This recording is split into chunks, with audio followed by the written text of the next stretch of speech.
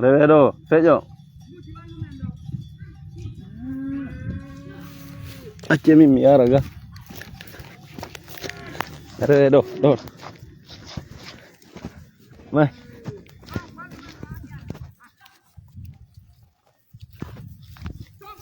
Al, okay.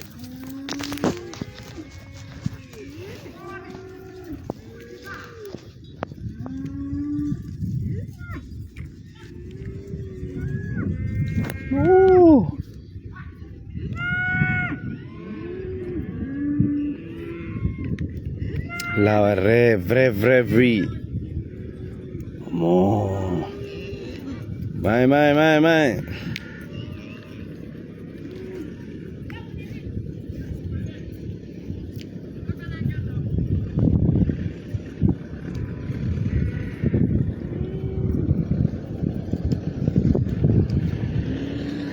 Boop.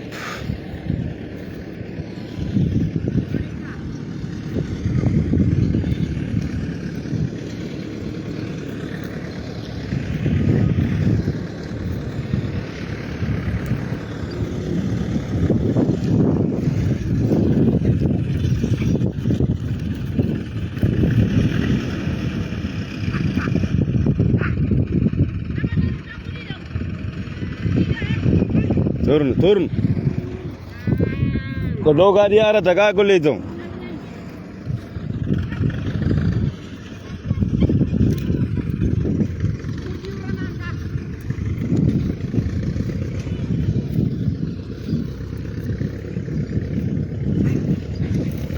Ayo na ya, wati ke bode. Mai. Ale.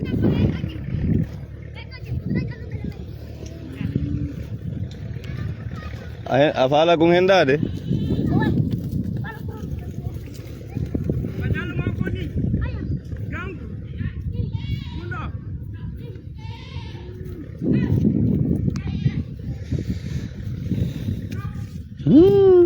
Quelle richesse. Sapata.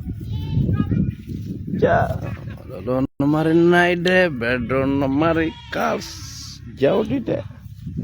Ete jawle. Leyden woodi nayi no woodi ko reme woodi ko ne'e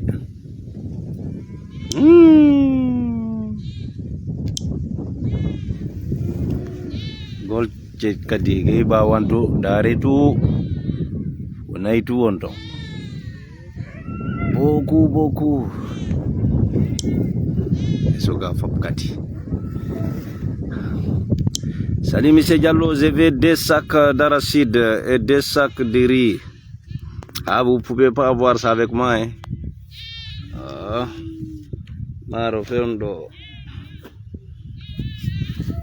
Baro faida lah. Remugol feundi. Remugol. Laz Abdullah Balde. Salmini on ene do yalang e video goddo mi do wada commentaire ma e publication goddo mi do iya mi ala on temps mais sawi are wada commentaire bêtise kapibjiya anane mi mardo ella wondudo e tana mi partage ya wi ara e don jonnugol la moral wasitay ko an hebimmi masi ko an janni mi qur'ana ma ko mi jindi kon fo ko windande ma jonnatan mi moral sen foti mi soroto e ma billahi hande ayilan e video goddo mimi do wada commentaire goddo wadi ko moƴƴi ayi mimi do commenta ko andirta dum do mi faami goddume mun kirdilam ma welilam ma sanati kadu ma ayi mi do partage me kala ko mettilam ma mi tay way hakkilangi jabami do fejjude si mi yi suka no ƴetti lekki mone ko jogani debbo mo faala bonnude fimu dum wontani mo tana o nabama hôpital mi partage dum fiya yi u renoda ari don e jonnugol la moral wasi tay dum goto anda dum mi nata e ma de inata e ma vrai sen fotti wallahi billahi sida mari moral ma an ida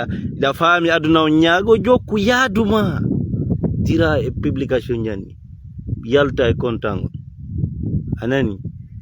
mi yitana miɗo andi ko tana miɗo andi sukaɓe fof hande no wembi no ɗaɓɓa tulle ki yawre no itto mone hiɓe sikkude ko ɗum ittata waɗata ha debbo respecta ɓe mi yika goɗɗo waɗi ɗum heɓi ella mi partage a wiyara e waɗa moral ɗon envers moi en fotti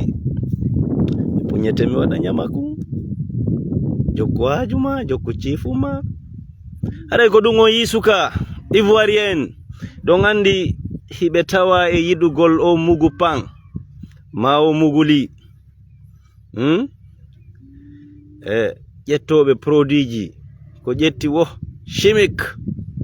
woɓɓe ari déjà wi ko tote wiyete e gokkino iwra ɗo hay e leydi Sierra Leone goɗɗo go sifani kelan o ƴetti ɗum ɓernde makko nen piɗɗi yo taƴi lakkere on waɗa e hoore mum fenande fiyo debbo welto wona daragol tuba man tum landi wona sembugol ngorgu landi na njuutugol tuba landi fiyo debbo welto mo wawi weltade 2 minutes mo wawi weltade 1 minute même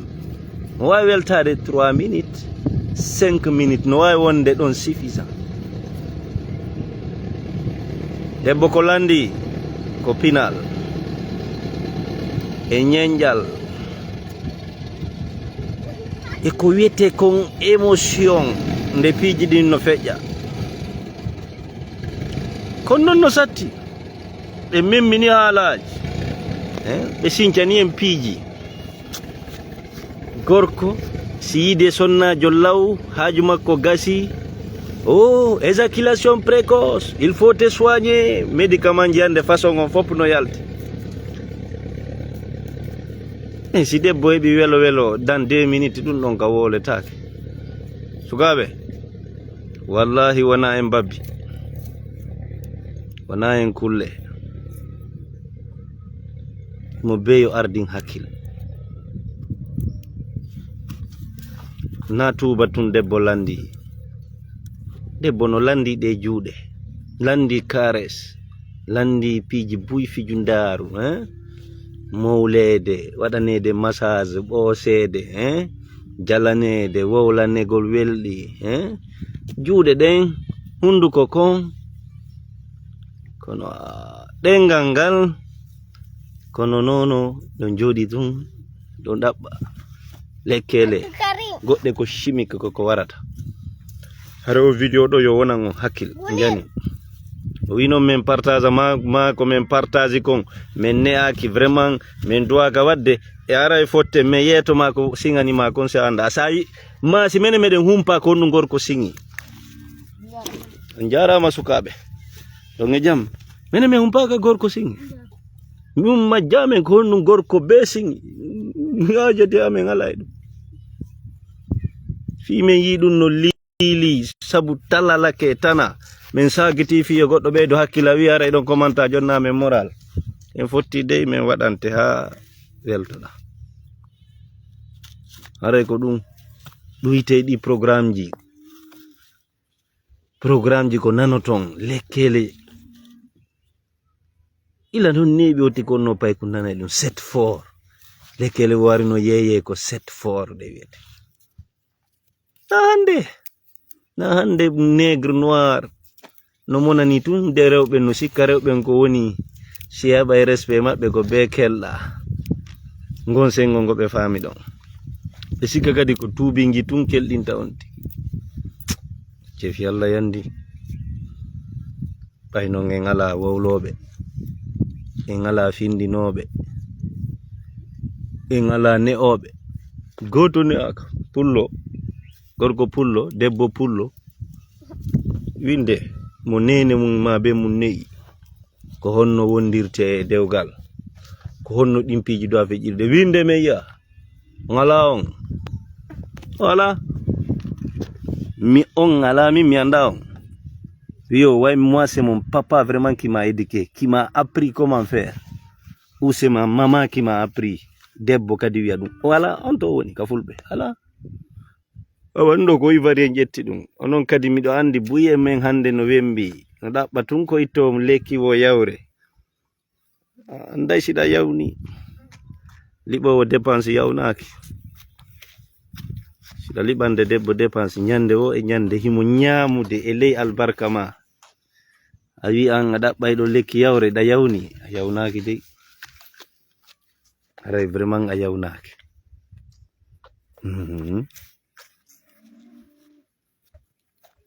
ɗa wakkiliɗa liɓande debbo dépense ñande wo e ñande on ɗum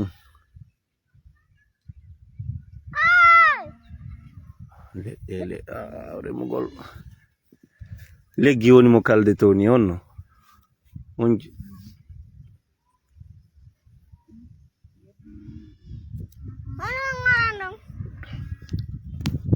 ko ɗum min mari ko mi wiya mo be yo réseaux sociaux on no mari naforeji sifotako enen meɗen heɓude hakkille mum moƴƴa non heɓude taɓanɗe jane mum piiji gonɗum dowa guerde ko dowa renade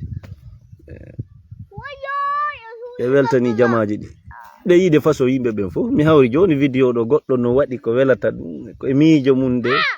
goɗɗo ari ɗo hoynimo nene o windi pulargo o yenni nene oya kanka do ƴetti on commentaire o feŋiti ɗon e jeejugol ko honɗum mi bonnuma siɗa yennanmi nene ko honɗum mi waɗi hiɗe mari ɗo noon génération 2000 ha 2005 payle huɗaɗe ɓe ala barki ɓe ala needi ɓe ala sorti fiira e mum ɓe ala hay ko ɓe ñaama ɓe jogi teknowoy e kamon téléphone woy miskinaɓe ɓi wasuɓe kadi ɓi tampuɓe par ce que billa ɓiɗɗo alɗuɗo waɗata ɗum iɓe jooɗi tun si goɗɗo waɗi koye laal ɓe ɓey ara ɓe yennamo nden luutuɓe min miɗo wawi wide heɓira ni goɗɗo waɗa ko medi waɗa ko faala waɗa liberté mum ko gurdam mum ko mbaadi mum ko téléphone mum ko haaju mum welali ɓe yoyoɓe feƴƴu ɓe ɗaɓɓita ko welata ɓe kon ko kirɗata ɓe kon ko ɓeydata ɓe ko c'est pas ça ɓe darato ɓe ndaara ɗum ɗon ha gasa ɓe naata ɗon ɓe inna ni nene ma hayandi miɗo sutti miɗa arde commande mi yay tun commentaire ji sifa ɗum mi ɗibba mi naata mi ndaara imbaadi ko pay ko heɓa koye 2000 ɗo 2005 luutuɓe ko ɓuri ko gasa ɗum ko nieɓira on ɗon ko rondiɗo commande fi Allah ta yennan nene fi Allah mi jejima ta yennan nene no satti mi faala windude ɗon commentaire min ni ko pokase réseaux sociaux ni réseaux sociaux ko laawol salte ko laawol ñooge réseaux sociaux ko laawol kulle e ñamfenji réseaux sociaux ko laawol wondugol e bulle e kerbe e palla e bolle e jahe sa wiya fi soto ɗo tawi ɓernde ma nde janda mi jama minna no il faut laisser il faut pardon goɗɗo yennami nene mi accanamo yenna neni am mi wiyama mi waɗama mi accanama ara mi luuti e Allah waɗi kadi min na nene ma mi yenni mi andama hayɗa woda ara e vidéo an e publication an yenna nene an jara wi goɗɗo kadi ara ko non il faut pardonner il faut laisser mi daari commentaire oy go fo il faut pardonner si je pardonne wata Allah pardonnant wallahi billahi yenna la min ɗon demandez moi de te pardonner mais yenna mawɓe amɓe jamais de la vie ɗe marini payle huɗaɗe jorade ila 2000 2005 on sa'i ɗon ɓe heɓa fattuji noon kadi koye ɓe ɗuuɗi daara e vidéo ji ɗo dolle commentaire par ce que min mi yurnoto ko ɓe yawa ɓe yennanene yimɓe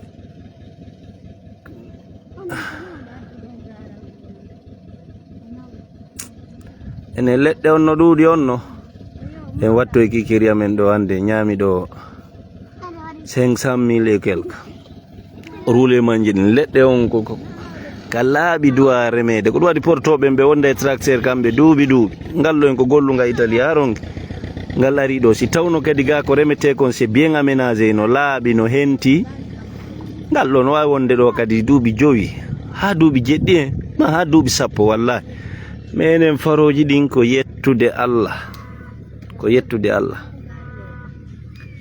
e kala yidudo mawbe mumbe o yidabe yenne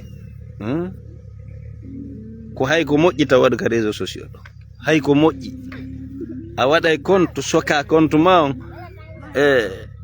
siɗa wawi feere programme kala ko pullo Fuuta Guinéen waɗata hara darali ɗum par ce que ɓeydatama ti n'a rien à voir dedans hay hunde ɓeydata siko karama ko maɓɓe darɗa ko penale tun nanata moƴƴinaɗe tun siko comédie maɓɓe darɗa hunde ko ɓeydotoɗa ton ala hunde nafoore ko ɓe alda éducation nati siɗa wawi évitude kala ko Guinéen waɗata feƴƴa sayi ko Nigérien waɗata ndara Sénégalais partout heddiɓe finuɓe ɓe ndara kono kamɓe ɓe haɓɓiti ka réseau ɗo yaddanayi men ɗo soobe ma iblisaru go kadi hen ko wiyete hen goɗɗo mo a anda mo a yiyali yennamo mawɓe si tawi anɗa faggi balɗe an waɗo ɗum si tawi ɗa faggi balɗe billahi ta julɗo daro fiya an ko a neɗɗo mo anda hay hoore ma billahi yiya goɗɗo ka réseau ɗo o waɗi goɗɗo ko haaju makko o waɗi ko téléphone makko ko tam makko haaju makko o jokki acca ko woni o yaha ɗo yenna nene makko mi wondiri Allah an anda hoore ma a yiɗa hoore ma a anda fi gurdam sina ɗum tu vas jamais faire ça jamais de la vie mo andaɗa ukkoɗa e o billahi wallah ye ko ɗum woni on anda hunde hay e hunde on anda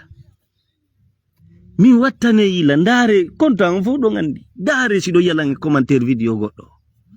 weli boni zaman fuude sa ko goɗɗo gerata est ce que ɗum no ndarlammi ene kunkollum woko digital bon ako hoyre ni yandi c'est pas ko nono a welatala yandi ko a ɓeydatala yandi sam ɗo kirɗilam mi jala kene mi janga commentaire ji go mi jala mi ya publication ji go kirɗan mi ha feƴƴita enen ko ɗum min ɗaɓɓi ka réseau ɗo min sooda téléphone min ƴetta tan min sooda passe min naata ɗo e monagol goto waɗata ɗo min ko metta hayye goto kan andi ko ɗum jokki e miijo ma e fondo ma si tawi kadi mi yiɗa waɗi ko metti ko kana nimmi hara min no kanan lan ɓayru pelleti miɗo andi ande ɗa waɗa ɗa andi kananama a miijoto ko ɗum no kani e min tawata min ɗum ɗon no wonan lan ella ma ɗum hara mi nato ɗon mi rectifie ma ta julɗo daro fiyam hay même si en petit commentaire igol no ko waɗɗa kon c'est pas logique non haccati an e ɗum miɗo sokki juuɗe ɗum hacca miɗo haccita e ɗum ko goɗɗo ƴettata conscience mum waɗa vidéo boni moƴƴi min miɗo haccita e ɗum yawgo waɗa commentaire et puis hoyre kadi yenna on tigi iya buyno ara ɗo pourquoi toi tu insulte jandi hino ɗo ko sogoloru solde ma e ɗum kadi ko commentaire ji mon ɗi a wata mi waɗa ɗo goɗɗum ma mi partage ɗo goɗɗum ha yennuɗa on mo mi partage mi accantama na non fi kan goɗɗum go parce que c'est pas ton droit c'est pas logique si welalima c'est ko yande kere miɗo anduma mi andama heɓi hakkil hunde nde welatama ƴettana nden tan la ilaha illallah no yurmi lay no yurmi miɗo sutti noon c'est ko génération 21e siècle on heɓa koye la 2020 ɗo ɓikkoye huɗa koye ala barke sina ɗum ala ko yenni goɗɗo e publication makko e compte makko e téléphone makko jokkuɗo haaju mum ɓayru ɗo miɗo andi pellet mo be ko haaju mum jokki selu jama o e min non sa ari wi gollan commentaire ji no wodi di buri hoyre commentaire ji no wodi di buri hoyre wallahi billahi di buri hoyre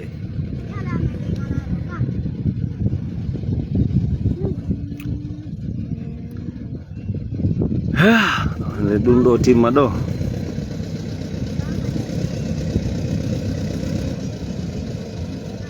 on est là pour 40 quelques hectares ñir ndi lanni to a fokkiti yeyi ñamundi ka ñiri no eddiɗa o ñamatandi kono ndiyan ala de ko soɗɗo mi acciti on génération pressé ɗon feƴƴiti pressé génération na pressé fus tawno ko ɓe pressé wona o vidéo mo mi woni wadde ɗo ni an Ibrahim telimile si tawi komi waɗata kon ɗo welalima few e pellete ɗa andi ko téléphone anni ko tan anni komi woni wolde a naatiɗo ata yaagiɗo ko kon wolde a c'est négatif yandi pourquoi commentanta yennaɓe ko ya feƴƴu acci dalan e conscience an c'est ça être ndimu ko ɗum jaɓu jama on jaɓu no yimɓe ɓe way noon e mais woɓe wo kamɓe ɗum watta komi woni wolde ɗo ɓe ara ɗo direct ɓe yenna nene direct nene tun kadi ɓe andino yenne e fattuji waɗi ɗo e ala ko ɓe yenna si wona nene la ilaha ɗum ɗon yahu TikTok ɗum no wayi to wa dolle ko ɗum waɗi mi sokka juuɗe e ko guine jogirata TikTok mi daari mi tawi ente payle njofooje goko en ko Sénégal ɗo fempi peti woyno fempi e boutique nandi ɓay ton réseau no newi ko ɓe wawi wo nandi ɓe ekkita ɗum ɗon kadi ko honno nene yennirte ɓe yenna nene vous êtes incroyable kono noon komi mari komi wiya kala yennuɗo mawɗo goɗɗo mo o anda mo o yi'iri ni ko billahi min mi andi on ɗon hoore makko yiɗa o faggaki balɗe makko de par ce que goɗɗo suɓay ko gera ko nga noon ko zamanu ngu piiji ɗin fof hawka zamanu faminɓe no gonɗini Allah mi accika Allah e hara noon kamɓe Allah ɓe alda hay affaire ɓayru ɓawo ɗo yimɓe ɓawo ɗo ɓen feeti ha a yenni nene goɗɗo woɓɓe dey hare an e bewre a haari Allah yare haari ɓe jokku haaju mum e socio ko waɗɗon min si welila on yaki sam mi partage si wela Allah mi ala ukkade ɗum keremi ɗo haja kay ɗum hoɗo ɗo no al petit mi heɓay ɗo tumbere mi faala arde mi hoɗa kamon ɗo ɗo yeeya leydi mi waɗa ɗo village an on min noon na ka village mom noon tadi komi sincu village feere mi ne'a nayi e kerto e beyi e baali mi waɗa gesele kadi gesele comme ça vraiment nangi faroy ɗo arangi waɗa ɗo aménagement waɗa ɗo forage ji ara gollayde ɗo ndungu e ceeɗu ɗo tun ko recherche jano wallahi kono non landi moyen il faut des moyens de landi moyen few hendu laaɓundu tun kadi fofata ɗo ɓe mari nayi o yino min ari mi remude ha kabinde ko lema andi muradu no ɗo e joni noon kaɓe wowi yahude ton ndungu ɓe ayno ya nayi ɗin ɓayru ɗo si ndiyan ɗan ari ɗum ɗo fof dewa hay nayi ɗi wata ukkade ga tawi kaka parc ga ɓe naɓirta ɓe wonda e majji ton ha soñite ministre de l'environnement on mi anda siko l'UNESCO ba wono finance jawle yiɓe addi ñamfenji buutoji e ngayuji fof yiɓe addi ton no accita ka ɗuma ton e joni ɓe nayi ɓe wona yawto e remugol le ga howetake e hino nayi no ɗuuɗi e fewndo ɗo yiɓe maapi ko honno ɓe gera ko wowi wona hay gonagoy hay gesele yimɓe ɓe raɗotoɓe ko saabu ndiyan ɗan ara e waalo e ɗi faroji o yiɗi waloto ɗo lebbi ndiyam tata naggi hokkotako ka e joni noon no woodi kaɓe wowno naɓirde ɓe yaha to wuro e joni noon laamu ngu woto yahetake wowlama ɓe wi pellet yahetake déjà kulle naɓama ton ko ne joni ministére on sendama, ministre de l'agriculture et ministre de l'élevage. Joni mo élevage on kadi yo yimmo wakkilo awa mi sikka noon ɓe nomi to si tawi ko si élection waɗoyi ɓen tigi wallito newoɓe ɓen ɓayri ko saabu ɓeɗo wonni ƴakkirde tew wallahi c'est l'argent qui fait l'argent mo ala mbuuɗi min goygi ala mbuuɗi wata heɓde mbuuɗi ça c'est clair ala mbuuɗi heɓata mbuuɗi